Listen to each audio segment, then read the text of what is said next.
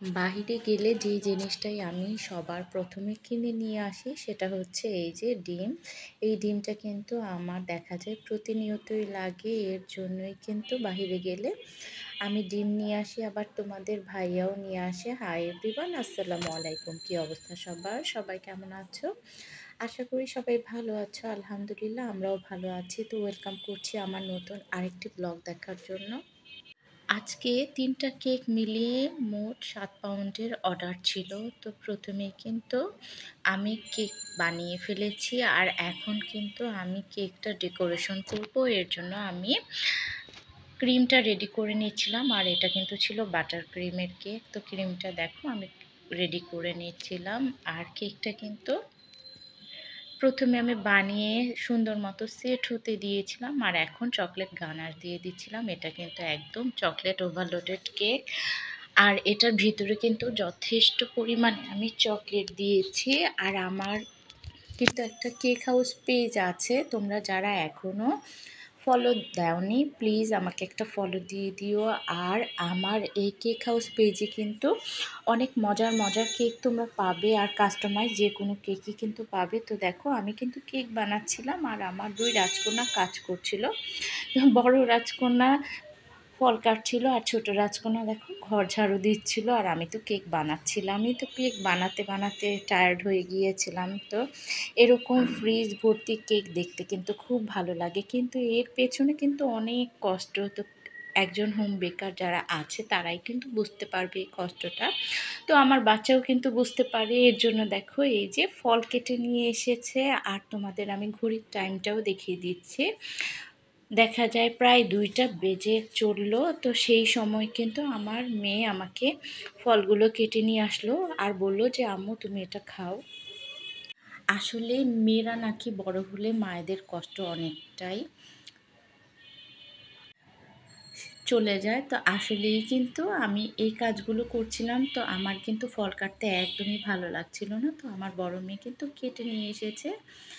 এই জিনিসটা কিন্তু ভালো লাগে, খুব মায়া করে আমার 2 বাচ্চাই কিন্তু। তো আমার বাচ্চা দুটার জন্য সবাই দোয়া করবে, আল্লাহ যেন সুস্থ রাখে, নেখায় দান করে। আর আমি কিন্তু সব সময় ট্রাই করি আমার যখনই কোনো অর্ডার আসুক আসুক আমি কিন্তু আমার বাচ্চাদের জন্য একটা কেক বানিয়ে রাখি, কারণ ওদের টিফিনেও অনেক সময় লাগে, আর এমনিতেও বিকেলবেলা খায়। আর আমার হাতের এই কেকটা কিন্তু আমার বাচ্চারা খুবই পছন্দ করে, তোমাদের ভাইয়াও পছন্দ করে। এর জন্য কিন্তু ট্রাই করি যখনই অর্ডার আসে আমার বাসারও একটা বানিয়ে নিতে। আর আমার এই চকলেট কেকটার কথা কি বলবো, খুবই মজার হয়। তো তোমরা যারা না নিয়েছো এখনও টেস্ট করনি, তোমরা কিন্তু একবার হলেও ট্রাই করবে, ইনশাল্লাহ তোমাদের ভালো লাগবে। আর আমার বাসার সামনে গাড়ি চলে, তো কি বলবো, তোমরা এই সাউন্ডগুলো প্লিজ ইগনোর করবে। আর আমি কেকগুলো যখন বানাচ্ছিলাম তখন কিন্তু রাতের সময়, তো রাত 2টা বাজে এই সময়। আর আমার বাচ্চাদের স্কুল বন্ধ ছিল, এর জন্যই কিন্তু বাচ্চারা সজাগ ছিল, নইলে কিন্তু আমার বাচ্চারা আগে আগেই ঘুমিয়ে যায়। তো দেখো আমি কথা বলতে বলতে কিন্তু এই কেকটা মোটামুটি রেডি করে ফেলছি। আর এটা আমি সুন্দর মতো একটা ফিনিশিং দিয়ে নিয়েছি। আর এর উপরে আমি চকলেট গানাশ দিয়ে নিলাম, আর গানাশের উপরে আমি চকলেটের গুঁড়ো দিয়ে নিলাম।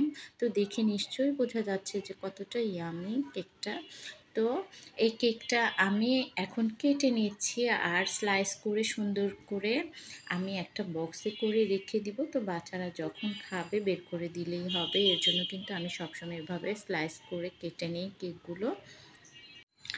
আর এইভাবে আমি একটা ট্রেতে করে সুন্দর মতো রেখে দিই, আর বাচ্চারা যখন খাবে বের করে নিলেই কিন্তু হয়ে যায়। আর আমার ছোট রাজকন্যা দেখো দাঁড়িয়ে আছে কখন কেকটা খাবে। আর এই তো আমাকে একটা সুন্দর রিভিউ দিয়ে দিল। আর এখন আমি আবার ছোট মেয়ের স্কুলের টিফিন বক্সে রেখে দিচ্ছি 2 পিস। তো ও কিন্তু খুব পছন্দ করে এই চকলেট কেকটা, অনেক সময় ফ্রেন্ডদের সাথে আবার শেয়ার করেও খায়, এর জন্য কিন্তু আমি 2 পিস দিয়ে দিলাম। তো কেকগুলো তো ফ্রিজে রেখে দিলাম। আর এই ভিডিওটা হচ্ছে এর পরদিন বিকেলবেলা, বিকেলের নাস্তায় আমরা এই কেকটাই খাচ্ছিলাম। আর আলহামদুলিল্লাহ কেকটা কিন্তু আসলেই খুব মজার ছিল, অনেক সফট ছিল। আর কেক বানানোর কিন্তু ৬-৭ ঘন্টা পরই খেতে হয়। কেকটা সুন্দর মতো সেট হয়, খেতে ভালো লাগে। সাথে সাথে বানালে আর সাথে সাথে খেতে কিন্তু মজা লাগে না কেক। তো আমার পার্সোনাল একটা অভিজ্ঞতা থেকেই বলছি যে কেক বানানোর পর ৬-৭ ঘন্টা পর কেকটা যখন সেট হয়ে যায় তখন খেতেই কিন্তু ভালো লাগে। তো তোমরা যারাই কেক অর্ডার করবে, একদিন আগে অর্ডার করবে, তাহলে কিন্তু কেকের প্রপার টেস্টটা পাবে। তো আজকের ব্লগটা কেমন লাগলো অবশ্যই কমেন্ট করে জানাবে। ভালো লাগলে প্লিজ লাইক, কমেন্ট, শেয়ার করে দিও। সবাই ভালো থাকবে, সুস্থ থাকবে। আল্লাহ হাফিজ।